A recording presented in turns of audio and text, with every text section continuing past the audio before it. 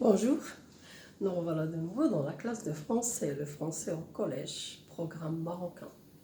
Aujourd'hui, une leçon d'orthographe et je la présente à tous les élèves du collège parce que tout simplement c'est une leçon qui revient tout le temps et c'est une leçon un peu délicate. L'accord du participe passé. L'accord du participe passé, il y a beaucoup de cas. Aujourd'hui, on va voir les cas qu'on rencontre souvent et on va apprendre quelques règles générales pour comprendre l'accord du participe passé dans ces exemples. Mais il y a beaucoup de cas particuliers que nous pourrons peut-être étudier plus tard ou bien que vous rencontrerez plus tard au cours de votre parcours scolaire plus tard avec vos professeurs. Mais rappelez-vous, il y a des cas particuliers. Bien. Alors aujourd'hui, je vous conseille de retenir seulement ce que je vais vous expliquer pour ne pas vous encombrer un peu vos connaissances et vous encombrer la tête avec des cas particuliers. Vous y êtes? Alors, le participe passé, qu'est-ce que c'est? Le participe passé du verbe est le deuxième mot dans un temps composé. Et on a déjà vu les temps composés lorsqu'on a étudié les mots et les temps. Temps composé, ça veut dire j'ai deux éléments, l'auxiliaire et le deuxième mot s'appelle le participe passé. Alors regardons ici les exemples. J'ai lu. Lu, c'est le participe passé du verbe lire. Et le temps, c'est le passé composé. Tu avais réussi. Réussi, c'est le participe passé du verbe réussir. Et le temps, c'est le plus que parfait. Il aura compris. Compris, c'est le participe passé du verbe comprendre. Et le temps, c'est le futur antérieur. Tous ces temps sont des temps composés. Vous y êtes? Bien. Alors, le participe passé peut être employé sans auxiliaire. C'est-à-dire, je peux l'utiliser dans une phrase sans utiliser l'auxiliaire, ni être, ni avoir. Dans ce cas-là, il a le rôle d'un adjectif qualificatif. C'est comme l'adjectif qualificatif. Donc, il va s'accorder avec le nom comme l'adjectif qualificatif. Et on a ici des exemples. Un exemple. Épuisé, la vieille ne pouvait plus marcher. On a ici le participe épuisé. Je dois ajouter, il est employé sans auxiliaire. Je dois ajouter oui. Parce que qui est-ce qui est épuisé? C'est la vieille. Donc, le participe passé épuisé s'accorde en genre, ici, il s'accorde en genre avec la vieille. Si je remplace la vieille par les enfants, je vais dire épuisé, les enfants ne pouvaient plus marcher. Comment je vais écrire épuisé? Les enfants, ça peut être des garçons, ça peut être des filles et des garçons, ça peut être seulement des filles. Les enfants, parce qu'on dit un enfant et une enfant. Donc, premier cas, je vais ajouter S. Les enfants épuisés. Les enfants, donc épuisés, là, je vais mettre S. Si ce sont des garçons. Si ce sont des garçons et des filles, je vais dire épuisés, S. Et si ce sont seulement des filles, je vais dire épuisé, ES. Vous y êtes? Donc, lorsque j'ai un participe passé employé comme un adjectif dans une phrase, je dois chercher le mot auquel il se rapporte avant de l'écrire. Bien, on passe. Le participe passé employé avec être s'accorde en genre et en nombre avec le sujet. Quand je conjugue un verbe au temps composé avec l'auxiliaire être, le participe passé doit s'accorder avec le sujet. Oui? Et on va voir des exemples que vous allez me terminer, pour me corriger, écrire le participe comme il faut. On a dit, il s'accorde en genre et en nombre avec le sujet. En genre, ça veut dire le féminin et en nombre, ça veut dire le pluriel. Alors, on a ici, toutes les femmes étaient sorties. Où est le participe passé? Bien, le participe passé, c'est sorti. Comment je dois l'écrire? L'auxiliaire, c'est être. Le temps, c'est le plus parfait.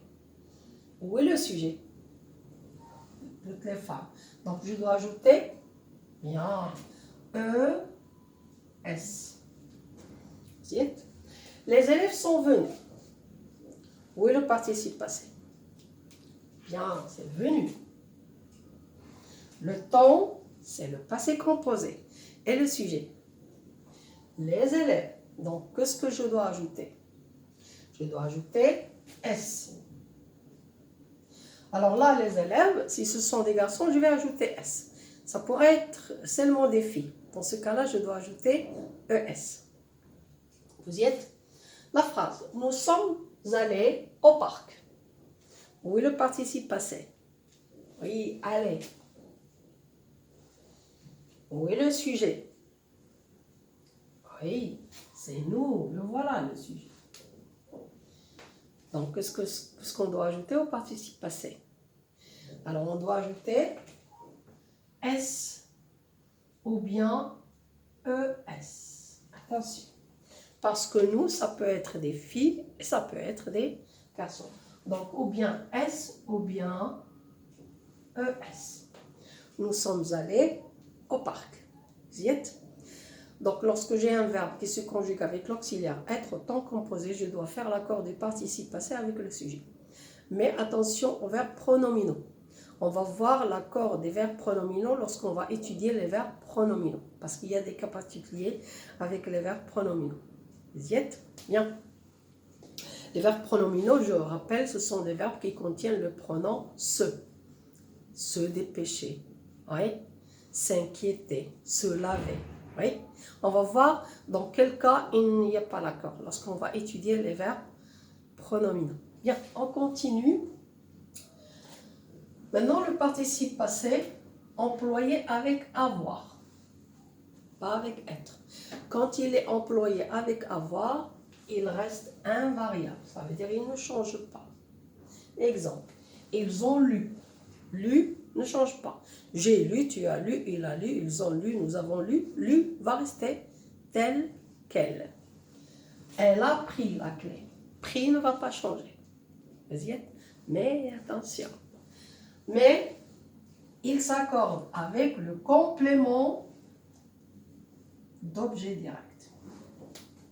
Il s'accorde avec le complément d'objet direct quand il est placé avant le verbe. Maintenant, qu'est-ce que c'est que ce complément d'objet direct qui est placé avant le verbe? Eh bien, c'est tout simplement le pronom, un pronom qui remplace un nom. Quel pronom? Les pronoms personnels, là, qui devient L', et les. On va étudier les pronoms personnels. Là, qui devient L', et les.